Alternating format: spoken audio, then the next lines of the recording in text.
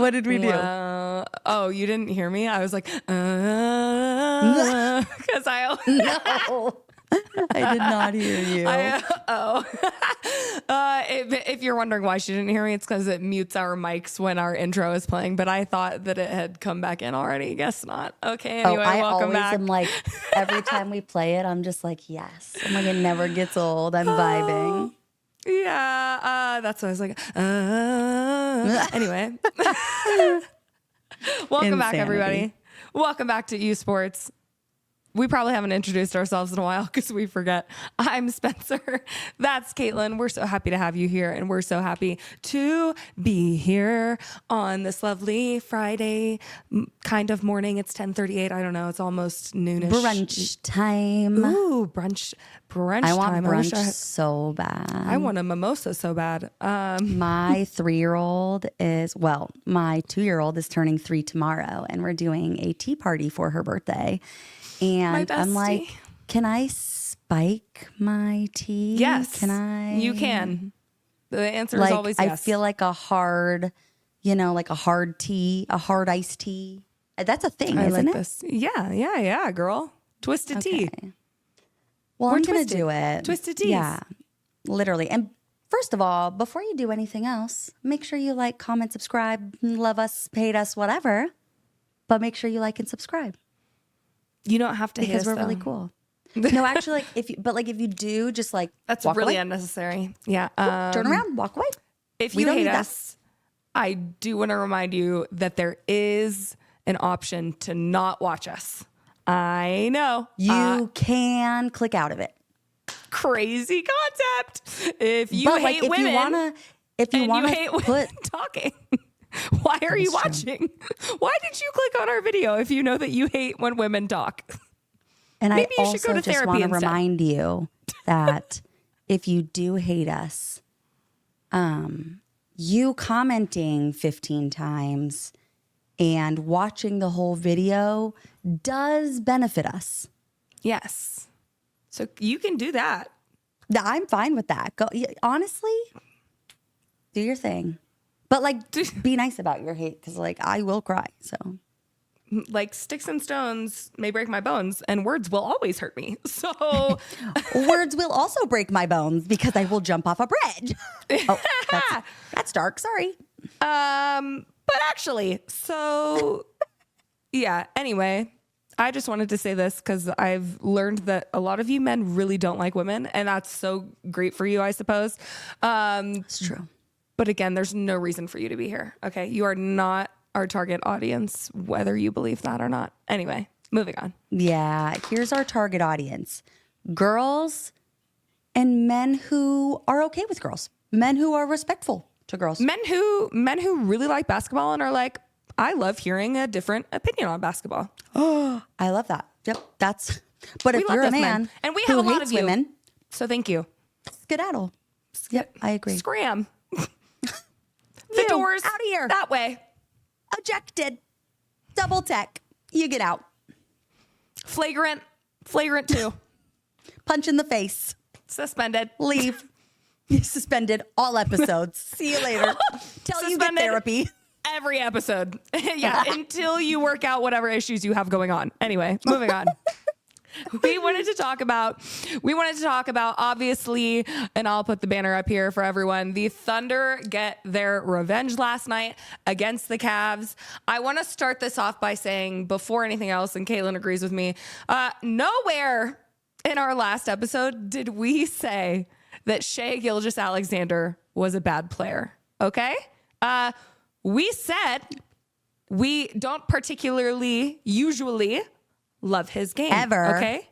Ever. Oh, I was going to say, you're right. I thought you were going to say that we don't love foul grifters. I was going to say ever. Yeah, but we don't love foul grifters mostly. ever.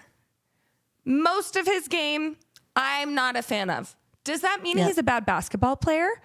No. Okay? He is a phenomenal basketball player who is having a star season. You can quote me saying that. You can clip me saying that.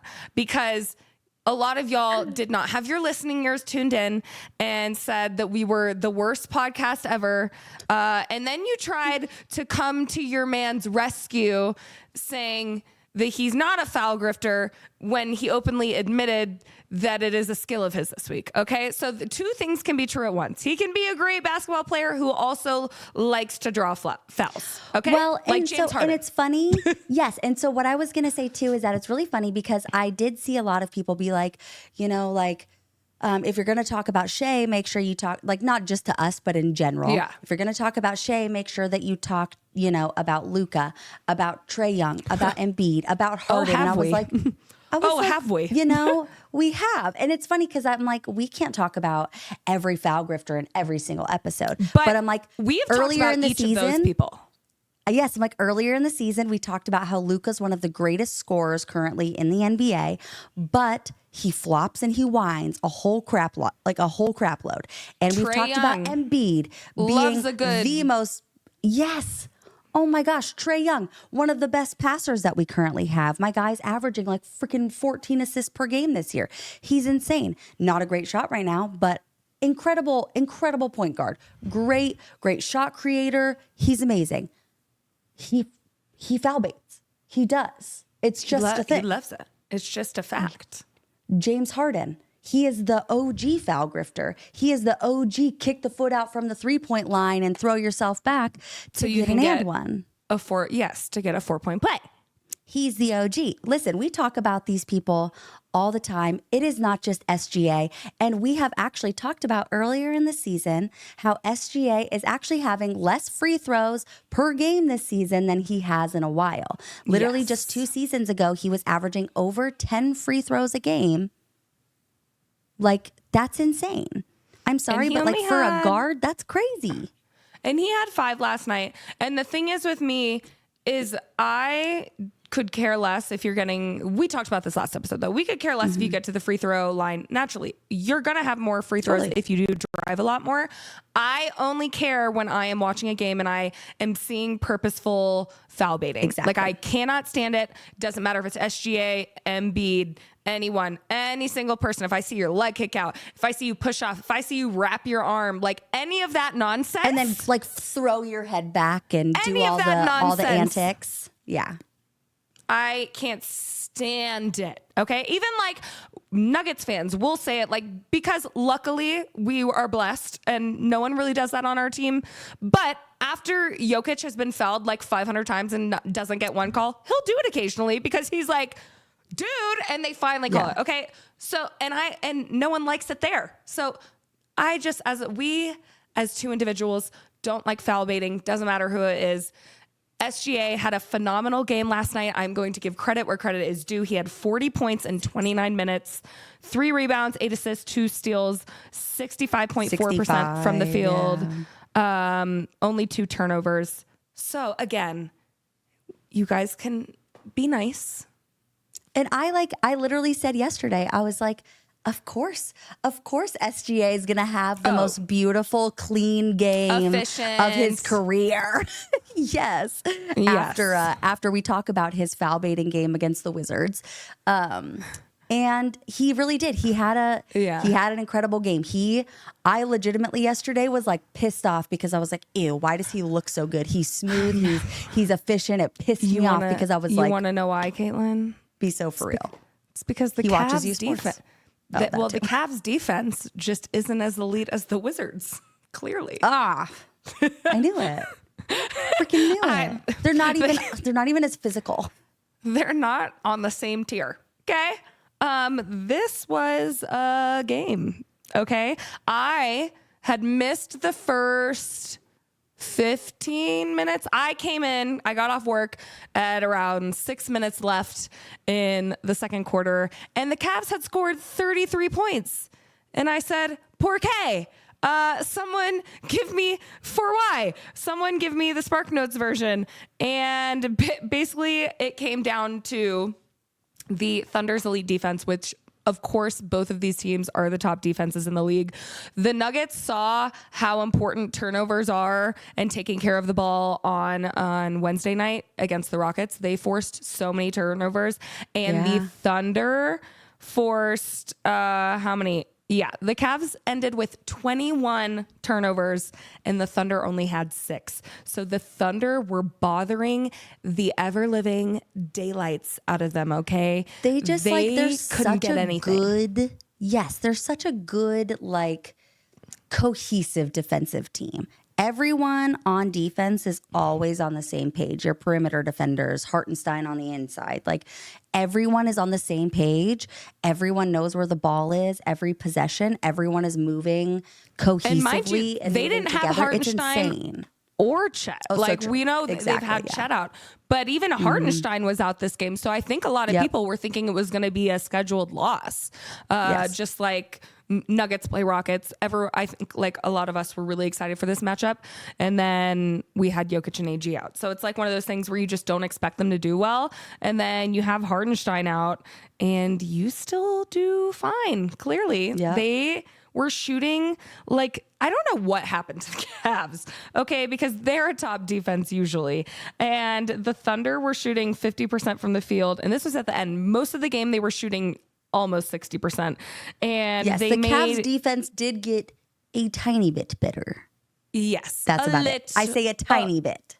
Just a tad.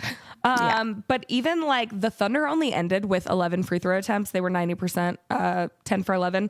And the Cavs were 17 of 21. So you can't even complain like, well, the Thunder had 15 more. No, like it was just a total beatdown, demoralizing defeat. Yeah, beatdown. Obviously, Shai was the lead in that. He had, I think, 25, something like that at halftime. So he was having an incredible night. I think he'd only missed like 2 or 3 shots up to that point. He was playing incredible. His sidekicks, J-Dub, and he had 19 points, 6 rebounds, 5 assists. Lou Dort with 22 points. I know. Their entire team was just like beautiful. They were all scoring for the most part. Everyone was incredibly efficient. I would say that Aaron Wiggins and J Will and J-Dub. J Will, they weren't doing super awesome, but I mean, literally, you have SGA shooting 65%, J-Dub shooting 57%, Lou Dort 72%. Alex Caruso was 100% from the field. Like, these guys were just like going crazy. I just wanted to bring up too, like, based off of this Thunder game and the Houston game, a lot of people I was complaining earlier in the year, and again, we are Nuggets fans, so I will end up talking about them a lot just because that's my team. I was complaining that earlier the Nuggets needed to trade for, we needed a 3-and-D guy, specifically on defense, because the perimeter defense was so bad. And a lot of people were telling me like, no, if we get Levine, like we'll just outscore everyone.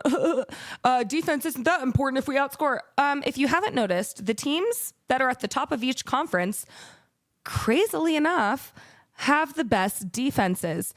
Houston, who's only number 2 in the West, okay, demoralized Denver with all the turnovers and steals they were forcing upon us again. Yes, we didn't have Jokic and AG. Those are 2 important guys we need when we have our defense, when we need to get offense going, which we didn't, and defend on the other end. But you have Houston who, they had us down like 26, like most of the game. And then you have, the Thunder who are up 30 most of the game. Again, 30 points off turnovers. Like I don't know how to speak to you in simpler terms that defense is so important in being a dominant team. Yes, offense is as well, but we'll talk about them a little later because we're going to go through the standings. The Orlando Magic are 4th in the East right now, which again, we know the East, like after the top 3 to 4 aren't super competitive. They are 3rd to last, I believe. I have it written down, so let me look it up. They are the 3rd worst offense in the league. The Magic are. Yep. And they are 1st in clutch time defense and therefore are 4th in the East. So I am a big person. They actually just moved to 5th in the East because of the Bucks yesterday. Oh, okay. Either way, they're literally just a half game back between the Bucks. Yeah. But to have the 3rd worst offense in the league, and because and to be you have literally sitting there in the standings, you have such good defense. And so I just wanted like So especially when you get two teams like this that are clearly, we're not dumb, the best teams in the NBA right now, they are playing the best and they have been playing the best. The Cavs get whooped because I did not expect that. Like, I did not expect the game to go like that because, and I was like, OKC only lost by 7 when they played the Cavs a couple of weeks ago or a week ago or whatever it was. They only lost by 7 in Cleveland. And I was even saying like that was a very, I would say not like crazy environment, but it was, it was probably like close to a playoff type environment. And so for them to only lose by 7, and I have been speaking so highly of the Cavs, like they really are such a dominant team. Oh yeah, but they've been losing they are a lot of silly games lately. Like the couple of games that they've lost lately have been really silly games to lose. So I don't know. It was just they tried to go like smaller ball at one point because like no one was really working for them. And I am looking now 1, 2, 3, 4, 5, 6, 7, 8, 9, 10, 11, 12, 13, 14. They played 14 guys last night. They were trying anything. They were trying to make anything happen. And the lowest amount of time played was like 7 minutes. That's fine. But like the rest of the times were 12 minutes and up. So people were getting these people that you literally don't hear about playing were getting minutes. Evan Mobley did not do great. He only played 18 minutes, minus 24, 2 for 7 from the field. Donovan Mitchell was a minus 28. Again, like that doesn't always tell the story. He was 3 for 15. No, I was going to say 3 for 15. 8 points. I was talking to Jason about it and I was like, literally, who would have like come into this game and been like, Donovan Mitchell's going to be the most inefficient MFer in this game. Like he's gonna, like he really just was so not himself. And I know that a lot of people have been talking about how Donovan Mitchell has maybe been having like not a bad season, but a season a little bit worse than he has been having in the past. He's been struggling a little bit, which isn't a bad thing because their team as a whole is doing incredible. Like up and down. It is. He's very inconsistent this year. Yeah, because he just had against the Pacers 35 points, 9 rebounds, and 3 assists. Exactly. Yes. But he's clearly... But his averages are down because of the roller coaster. And I think it's honestly that he gets bothered by elite defenses because, we went against Denver, or they went against Denver. It's an offensive shootout. Okay. He made Jamal Murray look like a punk. And it was embarrassing. And then both games against OKC, he had 11 points against OKC the first time and 8 points last night. And if you're going to be in the finals or in the Eastern Conference finals and you're going to be playing an elite defense, you're playing an elite defense, bestie. And if you can't figure out how to get your shot off anyway, or how to create that separation and how to make tough shots, then it's not going to be a fun time for you, Donovan. Well, and he's normally a really great like facilitator, shot creator, just like kind of leader on the court. And I just like, he was just lost yesterday. Was it yesterday? Well, yes, it was yesterday. Yeah, last night. And a lot of people have had issues in the past with him in the playoffs because not always, but it just seems like the weight is like all on him. So if he like doesn't have a perfect shooting game, then the whole team is screwed. Yeah. But you have to like, you're the guy, like you're one of the guys. So you have to, in these games, like rise up to the occasion. That's why people joke about Jamal Murray all the time. They're like, if he has a bad game, how it used to be. If he has a bad game, like that just means your team sucks. Because when the team is good, Jamal Murray is, rising he plays to the really occasion. well. Yeah, exactly. So like we would say that all the time last year. If we lost, Jamal Murray had a bad game. It's like, well, that just means your team sucks. So having Donovan Mitchell do that like against the best teams is not a good sign for like playoff hopes. But again, like the Cavs won the first time around, even with him scoring, only 11 points. The Thunder are not always, because again, once you look at the final score, it's hard to tell after garbage time is factored in. The Thunder are, in my opinion, are not going to be shooting 60% from the field every single game. I think they had an at-home game. The crowd was insane. You have both number one teams. They were hyped. So I'm sure that had a lot to do go into it.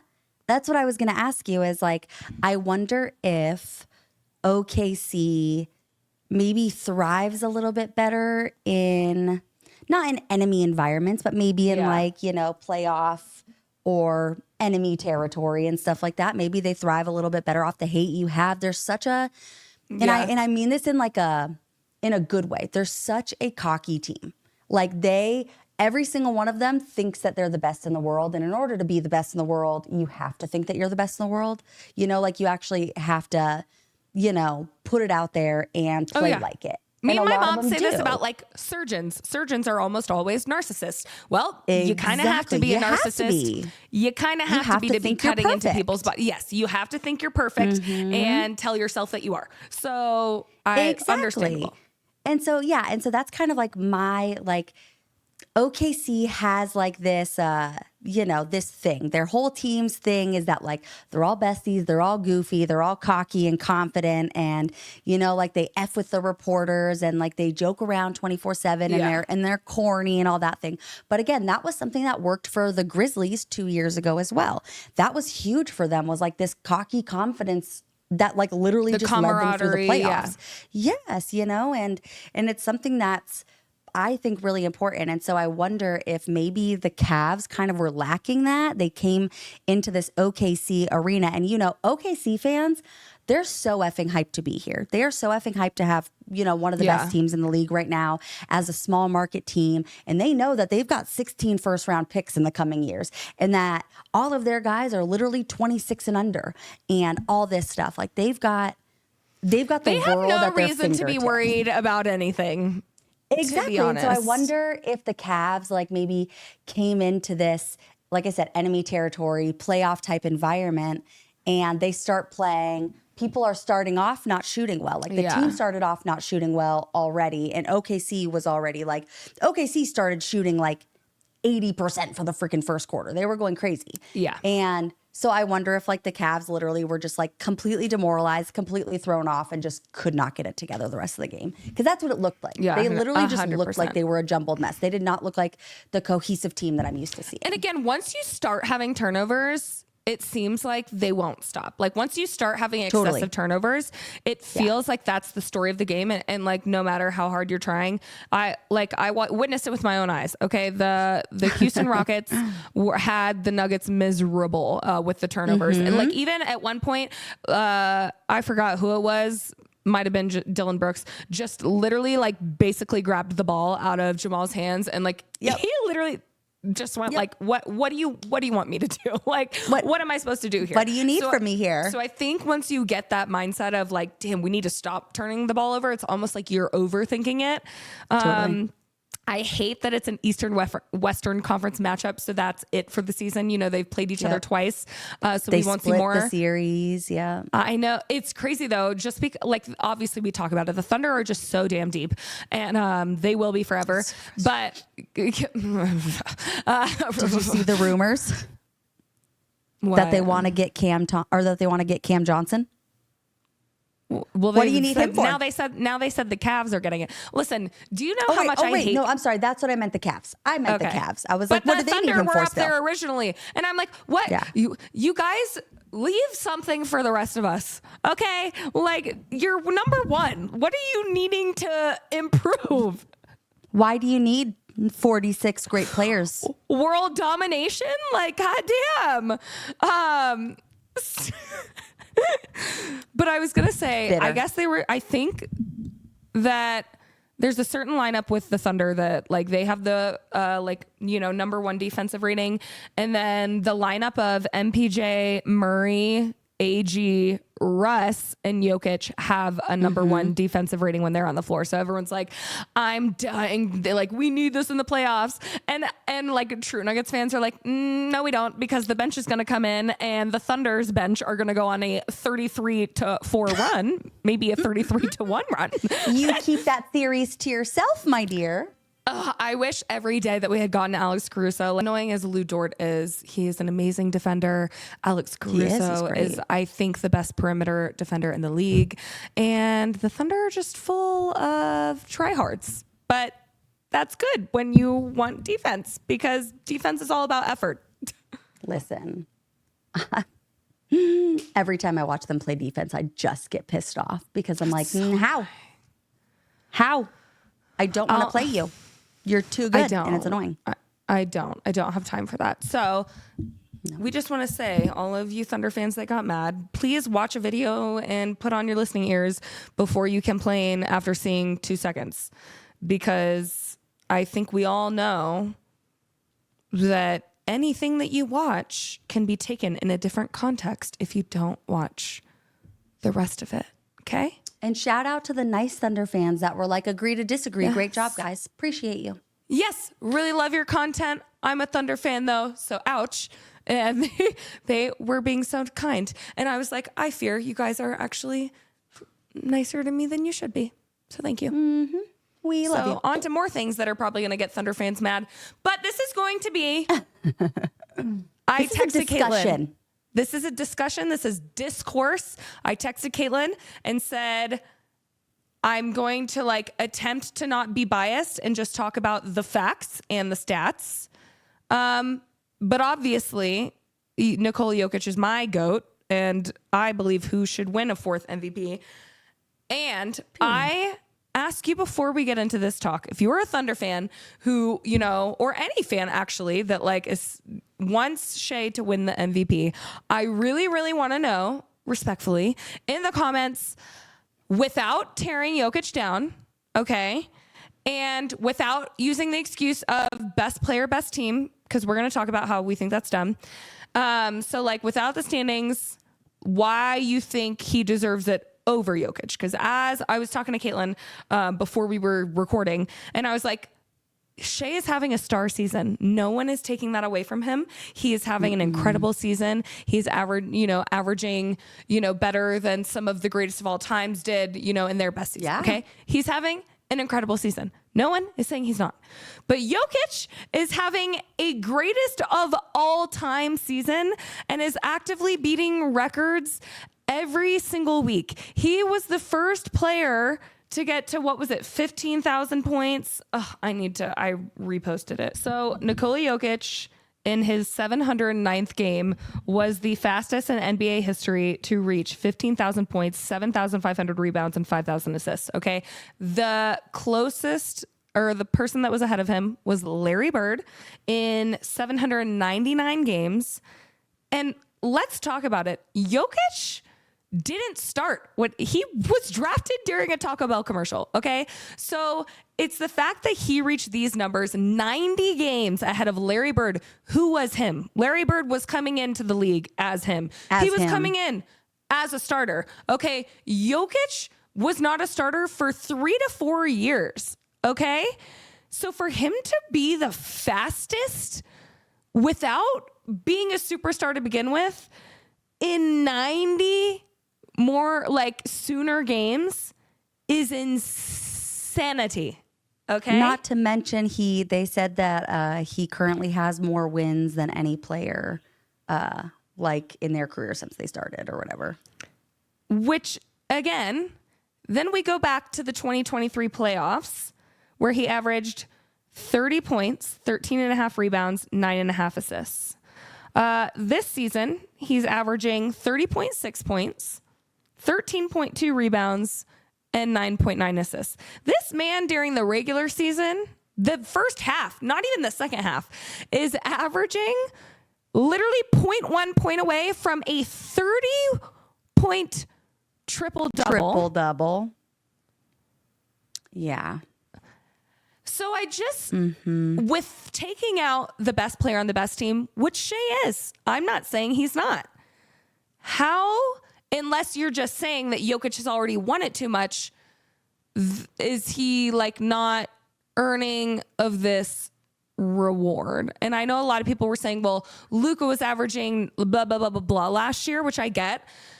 And even if Luka's, numbers were better, why are we going to keep making the same mistake of seeding? Why does that matter? Because in my opinion, if you can average a triple-double with shitty teammates, which you probably have if you're that amazing of a player and not the number 1 seed, then you're working overtime. Well, and what I was going to say too is that a lot of this doesn't really even account for the fact that he would probably be averaging like 12 assists per game if it weren't for the few Nuggets games where his teammates literally just weren't making any shots. He had like multiple games where he had only had like 4 assists, 5 assists, 6 assists, and things like that. Because of that, because his teammates were not making their shots. I'm going to start tracking would-be assists by Nikola Jokic. No, I literally thought about that. Yeah. Because if Nikola Jokic has a game where he's got low assist numbers, it's never because he wasn't passing the ball, okay? And 99% of the time, it's because, like, as a team, they shot like 30%. Yeah. So when you go... Again, they're close, okay? Shai and Jokic. Shai is the number one leading points per game, okay? He's 31.6 averaging. Jokic is 30.6, so 1 exact point underneath. And then we go to rebounds, where Jokic is not only doubled, he's like double 1.5 times. Almost tripled. Yeah. Shai is averaging 5.4 rebounds per game. Jokic is averaging 13.2. Which let's like include the random game where he only had 2 rebounds randomly because he like didn't have to play. And then we go to assists per game where Shai is averaging 6 and Jokic is averaging 9.1% away from 10. And then even steals. Shai is averaging 2. Jokic is averaging 1.8. Blocks per game. Shai's at 1.1. Jokic is at 0.6. Not even a full point under. So I just don't understand why. And I just want to say, because a lot of people, and because we were talking about this with like looking at it like in an unbiased way. And so I'm going to say like, I am all there when it comes to like making sure that you take into account defense for MVPs. I think that should make sense. Shai, being as small as he is, averaging a little bit over 1 block a game is pretty incredible. That's pretty great. He's a guard. He's not, he's not a big or anything like that. He's not down low a lot. He's an amazing shot creator. He is a very smooth basketball player, incredibly athletic. But being the best player on the best team, it doesn't mean you're the most valuable player. It doesn't, I'm like, this team is so good that they can win games without Shai.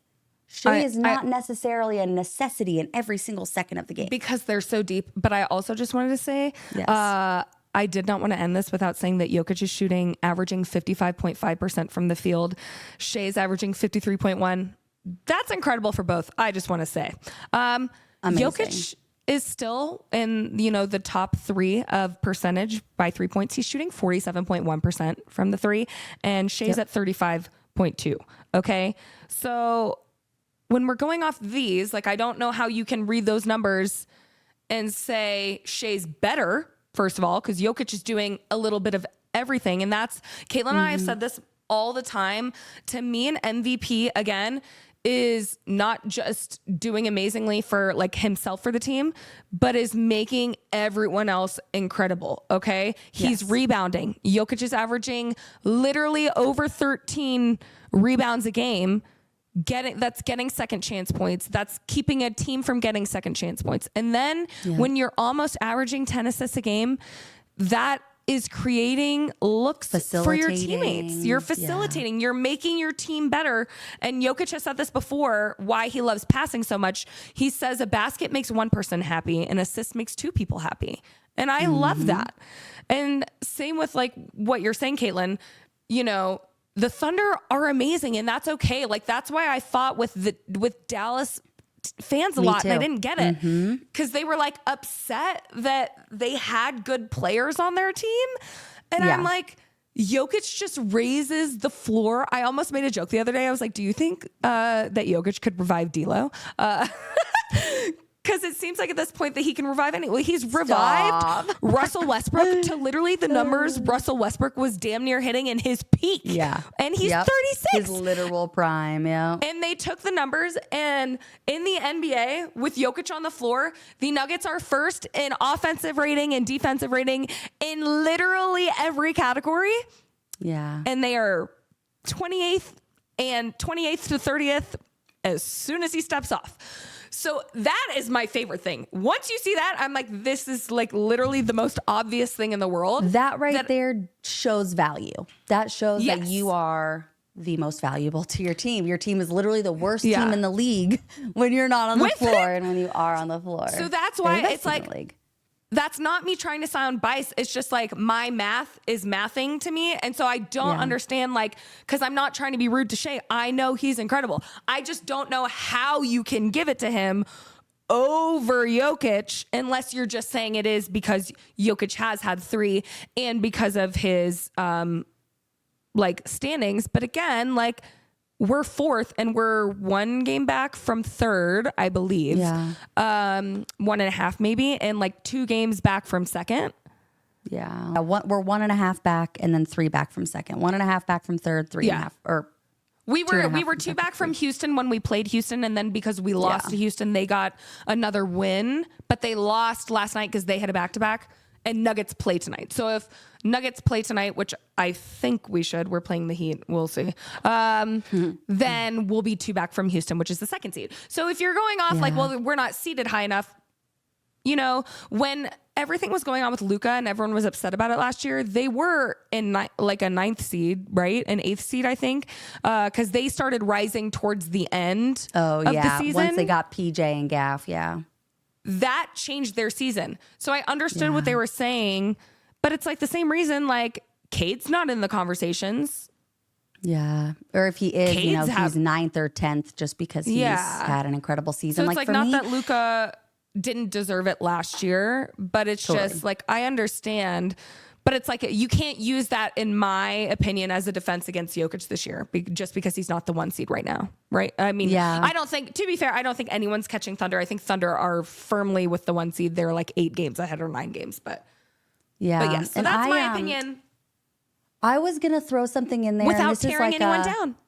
Well, yes. And so for me, I'm gonna throw in an opinion that, like, maybe OKC fans or SGA fans are seeing that maybe we're not, is like the non-basketball side of things. And I feel like that kind of is important for maybe an MVP. And maybe that's just me because I'm an emotional and psychological person and I think about everything in that way. But like, I can see it from the standpoint, a lot of people have like the, like, oh, Jokic hates basketball. Jokic doesn't care, this, that. If Jokic didn't care, he wouldn't be as good as he is. And like, if this is him not caring, I would be terrified to see him care. But Jokic hates the media, and he said this. Like, when everyone asked, like, did you watch like any like parts of your finals run? Because everyone's like, man, he hates basketball. No, he hates like doing it as a job. Like, I think, well, like, I think he enjoys like the competitive nature. He doesn't like the extra parts of it. Yeah. And Jokic literally said, of course, if you're a fan of basketball, you watched our run. He's like, of course I watched highlights. Like, if you're a fan of basketball, like, of what we did was incredible. Like, so that narrative is really old and tired and ugly. But so, and I exactly. And so what I was going to say is that, like, maybe like people with that mindset, what they're thinking. Yeah. Which and a lot of people still have it. Yes. And like for you and me, you and I kind of talked about this a little bit earlier in the season when we were playing really bad, when we had our really rough start. We were talking about, like, I wish more than anything, and I know that he's not like that, and I know that he, says he's not like that, and I get that, and I respect that. But you do have to be a leader and, like, talk to your players, and like your players should listen to you, and they do listen to him when he does speak up. But like for Shai on like the whole most valuable player, in that sense, he kind of is the most valuable player to his team in the sense that every single person on his team listens to him, respects him. He coaches them up. He talks to them. He hypes them up and things like that. So like purely from like a leadership standpoint, I would say that SGA probably blows Jokic out of the water because Jokic is there to play basketball and be a great teammate. But he doesn't like the like additional shit that comes with basketball. And that kind of includes like being like a leader that coaches people up and, stuff like that. He just doesn't have that personality. And so maybe that's one of the other things that people are looking at is the fact that Shai is like a loud leader to his team as opposed to a quiet leader. I was just going to say, I think Jokic is the most valuable in his team, but he's like a lead by example. Like it seems like exactly like Russ said, he makes the he's job a quiet easier. Leader. Yeah, he's like, Jokic makes the job easy for everyone else, so I want to make his job easy. You know, Peyton Watson, Christian Brown, like all those people, like you see them like trying to emulate his game. AG, when AG plays the 5 role, he is amazing because he's like, oh, he just like does what Jokic does. And it's like Steph Curry. That's exactly what people say about Steph Curry and what they've been saying about him. Are you good? Yes, just give it a second because it's gonna. No. Yeah, it's gonna do the thing where it glitches for a second because I was getting a call. Okay, I think we're back. Yeah, you're good. So like that's what people were saying about, you know, Steph Curry back in 2015 when he got his unanimous MVP, is that like he was someone that every single person looked at and they were like, I want my game to be like that. I want to be the best shooter in the world. I want all my teammates to respect me. I want to have this training, regimen that every single person wants to copy because it's so good and I'm the most in shape and I'm a great leader and my teammates love me. And like, I think that's why, like, that's where I say like Jokic is such a quiet leader because he's not that guy that like loves the media and is out and crazy in the media the way that SGA and OKC are, the way that Steph Curry and his team were back in like their championship. Yeah, exactly. You know, like they eat up the media. Jokic is someone that like, he's a quiet leader in the locker room where like he talks to these guys, the guys respect him, the guys want to be like him. They copy his pregame routines, you know, like they do all this stuff. And so maybe that's just like, for us as Nuggets fans, it's something that we see daily that people outside of Nuggets fans might not see. And I say this all the time, like especially with players like as soon as I learn more about a player, I tend to, you know, humanize them more. And same with like Jason Tatum, like he really got on my nerves. And again, whenever I say this, it's never I'm saying they're bad at basketball. Okay. Yes. He just used to get on my nerves and I don't really know why. And I think people say that about Jokic a lot. I watched the starting 5 corny. And I was like, some people love the corny. I don't love it, but like I don't love it. I'm not going to judge you. And then I saw the starting 5 documentary and it was like really cool to see inside his life. And I like gained a respect for him. So you humanize them. Yes, that's why I said, I was like, I start to like humanize them a little more once I learn more about them. So like same, you know, with like the Orlando Magic, like, and I was like really into their team this year. Like I developed like a better appreciation. So when you have like Jokic, I understand teams that don't watch anything. Like they're like, well, he's just slow, blah, blah, blah. It's hard to connect with him. Yeah. But I'm like, he is like a family guy. Like he is from a small town in Serbia where they could care less about being famous. Like that's not what they're about. And to me, that's more respectable because I'm like, I agree. I love it. You're not trying to sit here and be the coolest guy with the coolest clothes. Like he just like, he's here to play basketball. Good at basketball. I can't. If I hear him say, like, I'm so sorry. This is now, I'm done being biased or unbiased. If I hear that like man say one more dumbass shit saying like that, oh man, you know, it's just all about consistency. Like, I swear to God. I'm so dead. Stop it.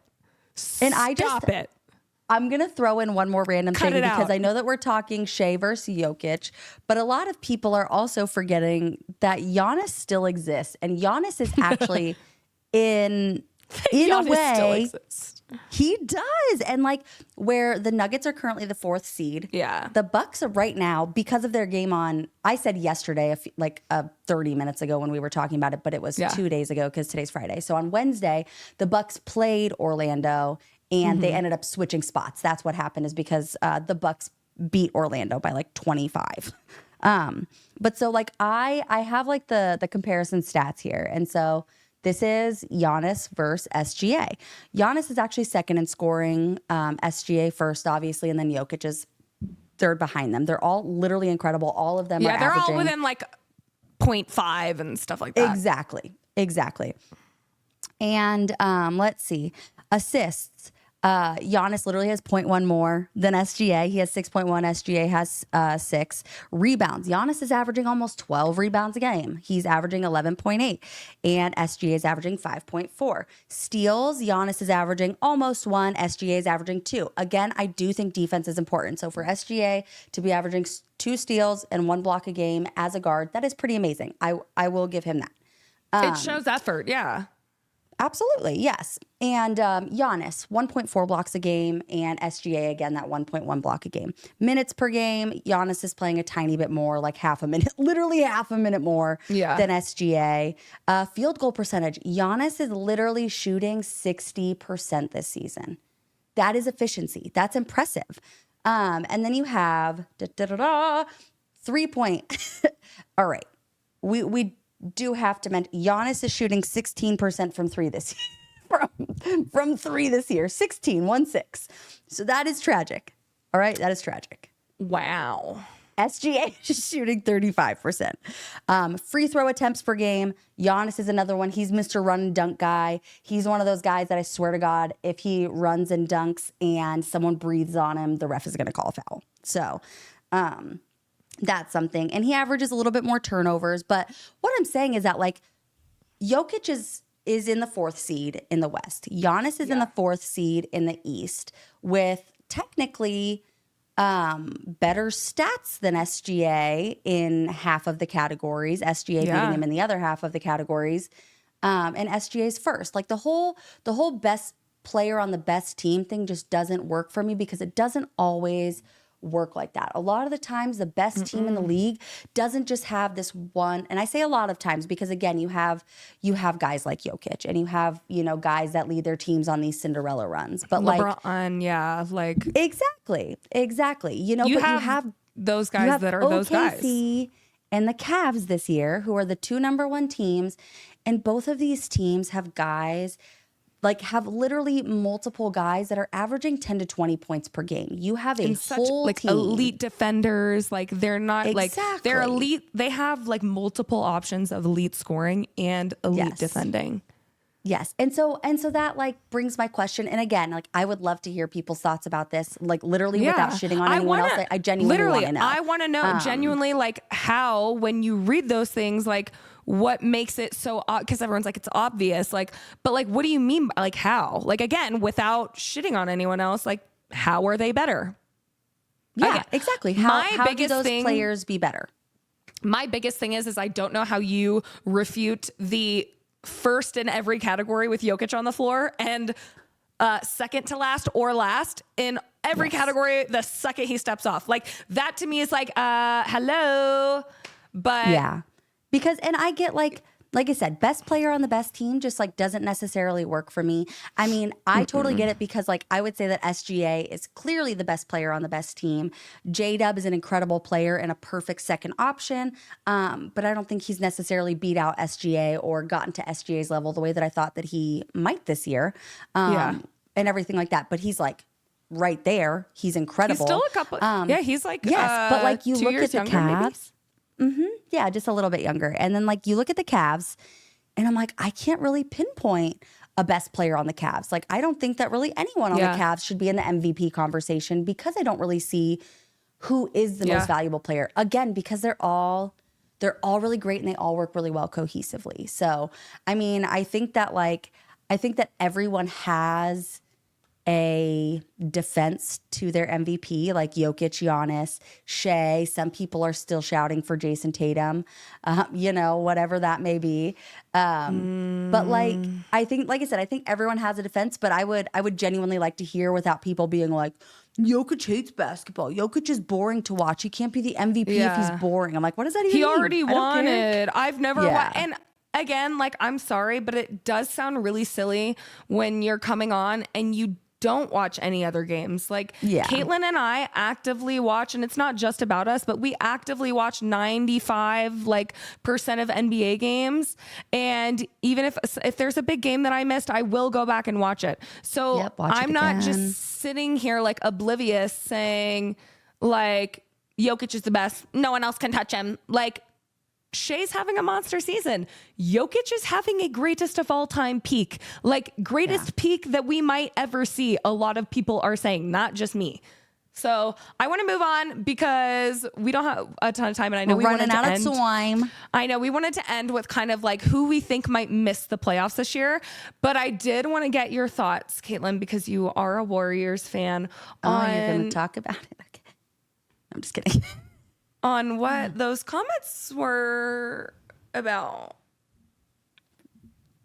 You see my eye's going to twitch this whole time, okay? Listen. And I always, every time I talk about how much the Warriors are pissing me off, I start off with listen. Listen here. So first of all, Steph Curry obviously sees all of my tweets because when he spoke to the media yesterday or 2 days ago, he was speaking into my soul. He saw everything that I was talking about. Because if you haven't seen it, and this is like, I keep saying, I am on a roller coaster being a Steph Curry and Warriors fan. I am on a roller coaster right now. Okay, get me off this ride.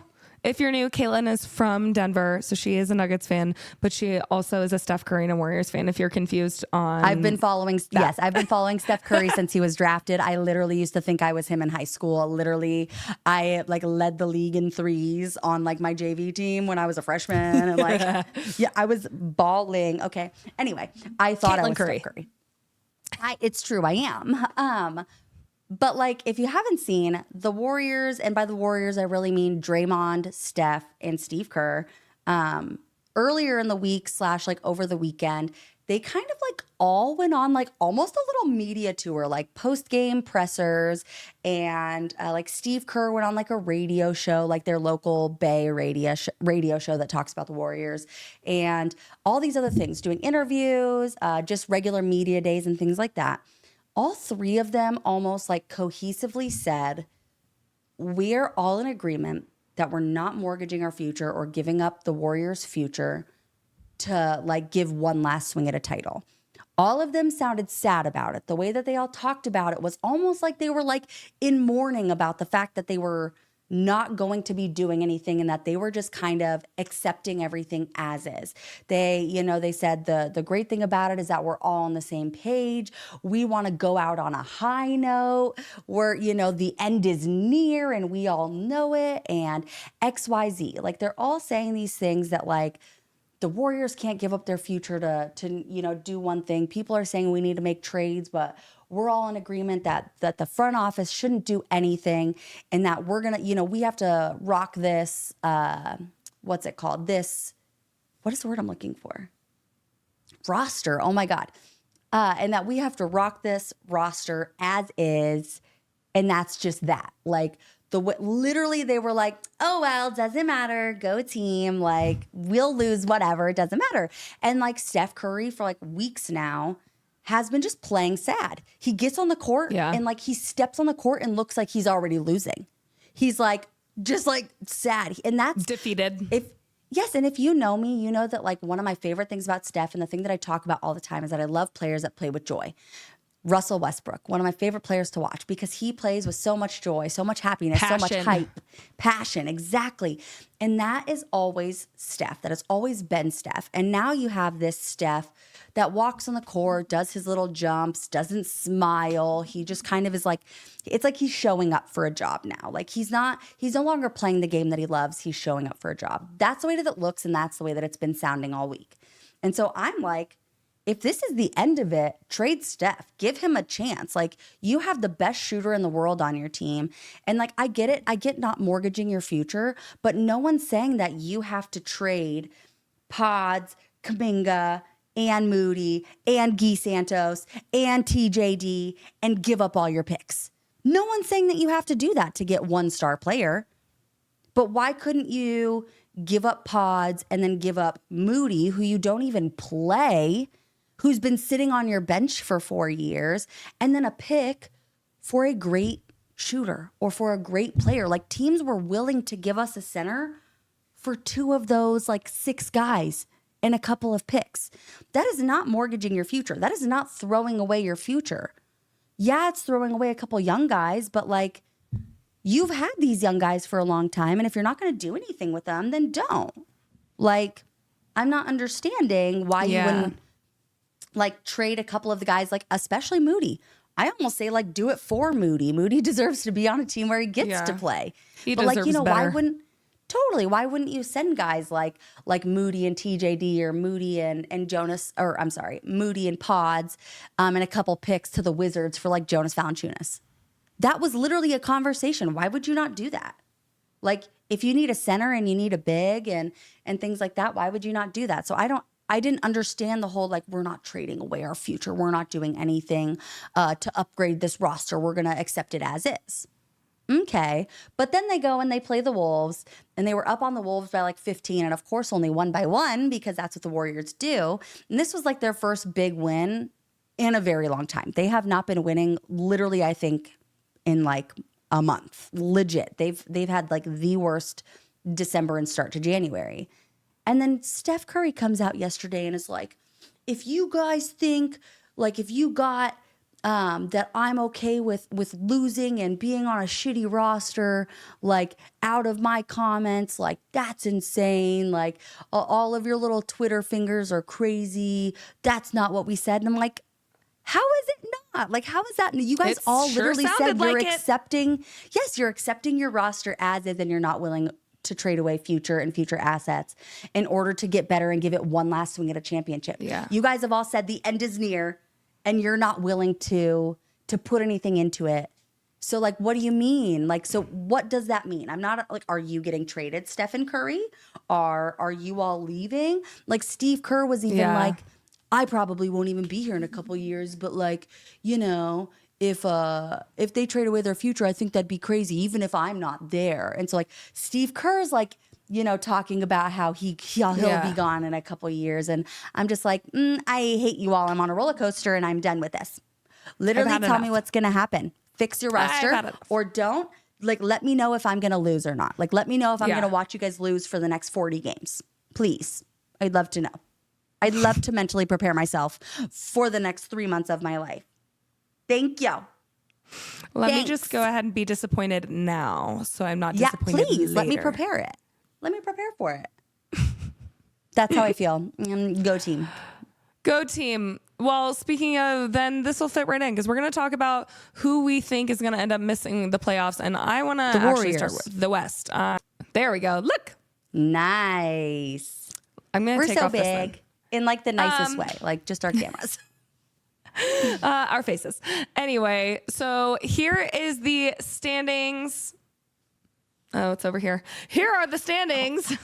A la the NBA last night. They tweeted up the updated standings. So right now we have OKC obviously comfortably sitting in first, the Rockets in second, the Grizzlies in third, Nuggets fourth, Clippers fifth, Lakers sixth, and then we have the play-in. So I want to take a look at the play-in, Caitlin. I want to take a look at the bottom and hear who you think is going to be in the play-in / missing the playoffs. Do you think the Warriors are missing the playoffs?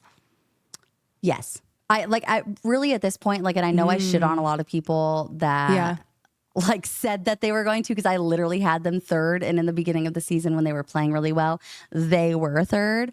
But with their current just like attitudes, and if they're genuinely not going to make a change to their team and they're just going to play sad the rest of the season, there's no way that they can make it to the playoffs. I just don't believe that. I believe that there are teams that want it more and teams that have a little bit more passion and gusto into their team and into their want to win. And if the Warriors are accepting losses, I don't think that they're going to be even in the play-in.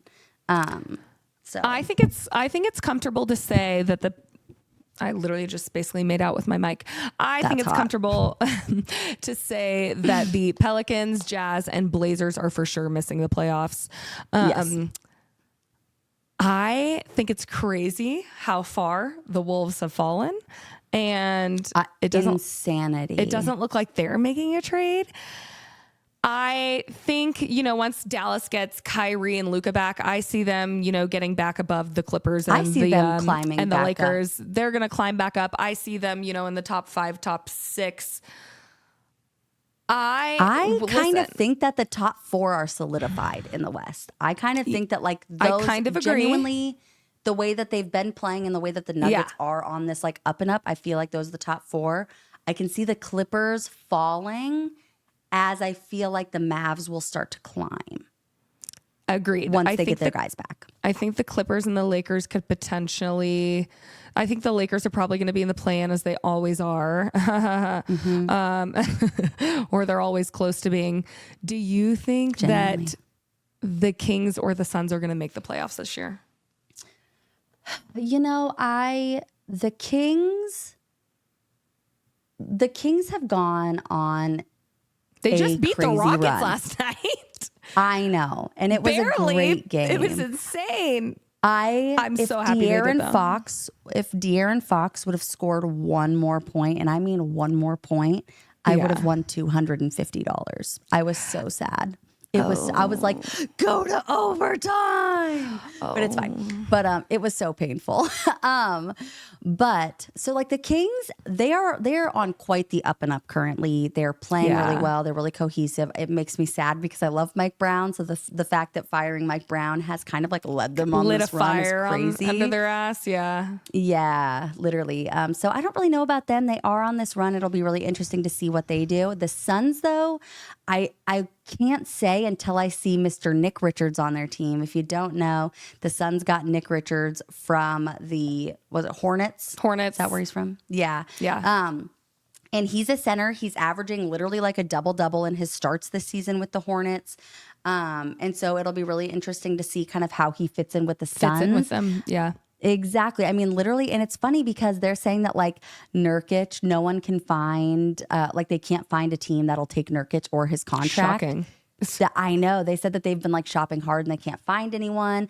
They like deep benched him. Like he's had multiple DNPs at this point. And Mason Plumlee's been starting. So I think that Nick Richards will probably start. Mason Plumlee will go to the bench and that'll put Nurkic as like your 14th or 15th guy. And so I'll be really interested to see how them having a center, because again, Nurkic and Plumlee are technically centers. Will Nick Richards fit in better with the Suns? And if he does, and that's genuinely their only problem, I think that the Suns will go on a run and will definitely be in the playoffs. Especially because Devin Booker's going crazy. Well, have you seen that they've been like shopping Devin Booker around almost? Oh my God, yes. And like Bradley Beal, like being willing to waive his trade clause or his no trade clause. So I'm like, I don't know what they're doing. But right now listen, the Spurs can change. Like they're really close. Like the Spurs are what, 2 games behind the play-in?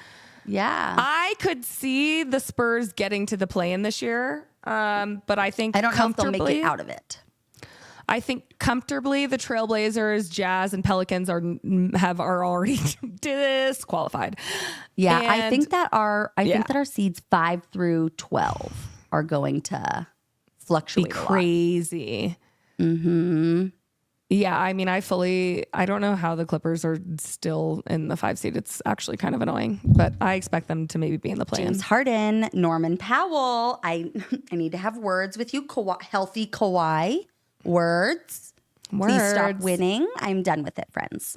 Okay, I'm not scared of them. Like, they're kind of just there. Me neither. You know what I mean? Like, I know. I just need them to stop winning so they can get out of there. I'm honestly amazed that the Clippers and the Lakers are where they are because I just feel like they exist right now. Like, totally. They're very mid. Okay. Let's move on. Okay, comfortably in the playoffs. Obviously, we have the Cavs, Celtics, and Knicks. They are going to be in the playoffs. Yep. Then we have a lot of who knows what's happening. And can I just say, do you see that the Pistons are in the play-in?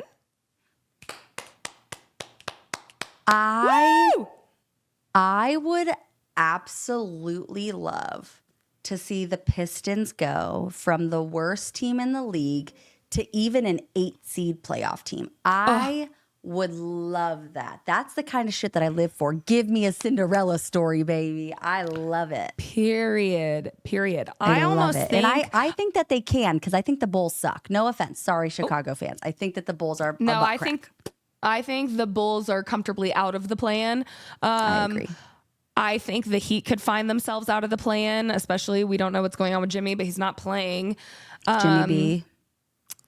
I think that the 1st through 6 seeds are not solidified, but I think they could. I don't know. I feel like the 1 through 6 pretty much what order like 4 through 6 will be in, I think is kind of iffy.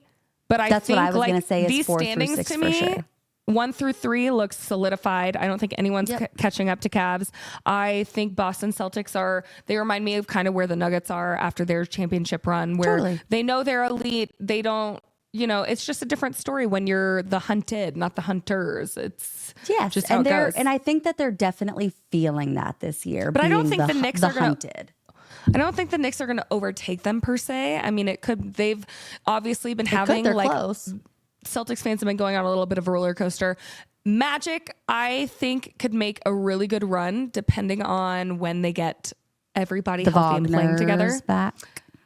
Yeah, I think Mo and Paolo had only played 5 games together this season so far. Mm-hmm. And I mean, Paolo's back now, which shout out to him. I'm really happy that he's back. And again, shout out to the freaking Magic for hanging in there as long as they did.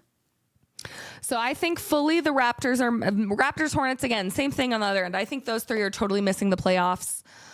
I'm sorry. Did you just tell me that my Wizards are missing the playoffs? Let's be fucking for real, 6-33. 6-33. You don't think they can come back from that? You don't think that they're going to go on a 40-0 run? No. Isn't that sad that if they literally won the next 40 games, they still would not be a 50-win team? Is that awful? That's really sad. That's I know. Really, really sad. I know. It's painful.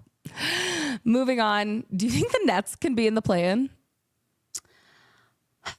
But they're trading Cam Johnson, right? That's what I was gonna say is if they kept their roster as is and probably maybe if they tried and were not genuinely trying to tank and get a good pick, I think that they could be in the play-in.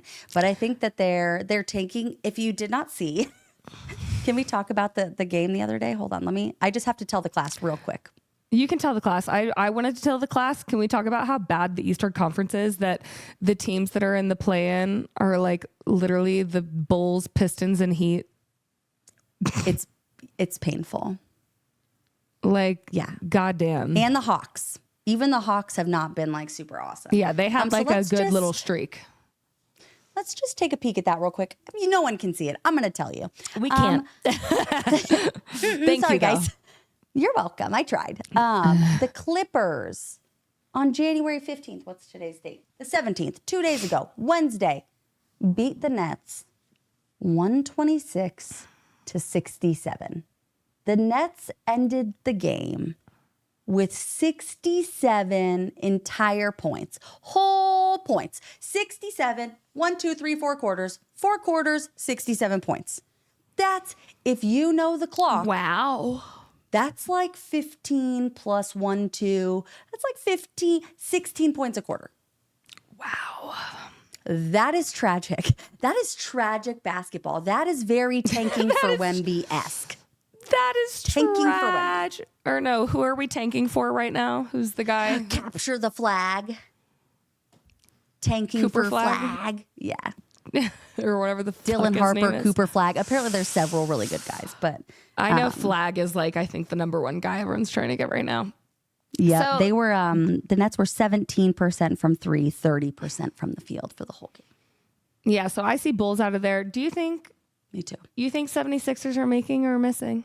No, I think they're missing. I think that with the fact that Paul George, it's insane. I'm you guys literally kind of have a super team. Literally, we talked about this in the offseason. But your super team is genuinely super sitting at the hospital, super sitting their butts at home with ice on their knees, super breaking their wrists, super never playing back-to-backs, super never playing in Denver. Wink, wink, nudge, nudge. Do you think Embiid plays in Denver next week? Yes. I don't. Do you think he's playing next week? No. It's next week? Absolutely not. He's healing. He's healing from his last injury 3 years ago. He's healing. He has not played in Denver since before COVID existed. That's 5 years, if you guys knew. Quack, quack, duck, quack. I see a duck. I see a duck. Anyway. Yeah, it's tragic. I think that the 76ers are going to stay tragic, and I think that that's just how it's going to be. I think they're tragic. Everything's tragic. Caitlin and I's lives are tragic. The team that I'm excited about real quick, though, in the East is I'm excited to see what happens with the Hawks this season because I don't really know where they're going to be. Like they seem like they're like maybe a 7 or 8 seed. Like they win in the play-in and can be a 7 or 8 seed. That's just kind of how they've been playing. Everyone on their team is playing good basketball, and I feel like they can pull it up. Just mid. Yeah. I agree. And anyway, friends.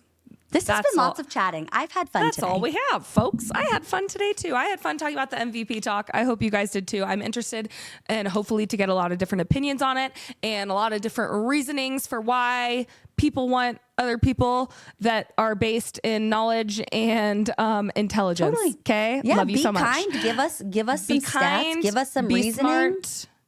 Smart. We love you guys so much. We're so happy you're here. If you're still listening and you haven't liked, commented, or subscribed yet, do all 3 of those things. And then while you're at it, turn on the notification bell so you don't miss another episode. We will be back. Probably on Monday because I don't have to work on Monday. So we will probably be back on Monday. Maybe MLK Tuesday. Day, baby. We'll look at the slate over the weekend and kind of decide, which is why we did not post an NBA yesterday because we wanted to be able to talk about OKC Thunder, and I'm so glad we did. Yeah, she meant OKC Cavs, but like I was like, OKC Thunder. I loved that game. Plus the Cavs. Yeah, the Cavs were there too. Yeah. Although it basically was just the Thunder playing. I was gonna say, actually, now that you say that, I think only the Cavs showed up. So, you mean the Thunder? Sorry, excuse my language, everyone. Dang it. See, this just goes to show we've been talking for too long. Anyway, we love you. We'll see you soon, and have a wonderful weekend. Bye, friends. Bye, friends.